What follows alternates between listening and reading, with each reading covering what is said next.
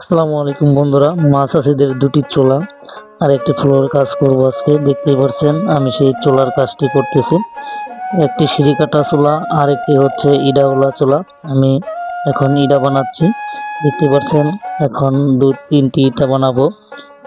অনেক সুন্দর লাগে চোলাগুলো কাজ করার পরে। আমি সেই ইটাগুলো কেটে কেটে সুন্দর করতেছি। অনেক মাছ চাষিরা এইসব চুলায় রান্না করে অনেক আনন্দ পায়, অনেক রান্না করে মজা পায়, অনেক খড়ি সাশ্রয় হয়।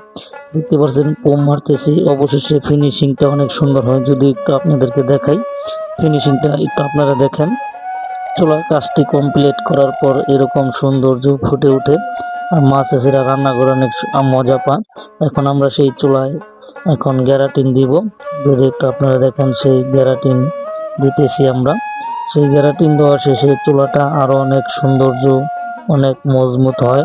লাইক, কমেন্ট, শেয়ার করে মাছ চাষিদেরকে চুলা বানানোর সুযোগ করে দেবেন। ধন্যবাদ।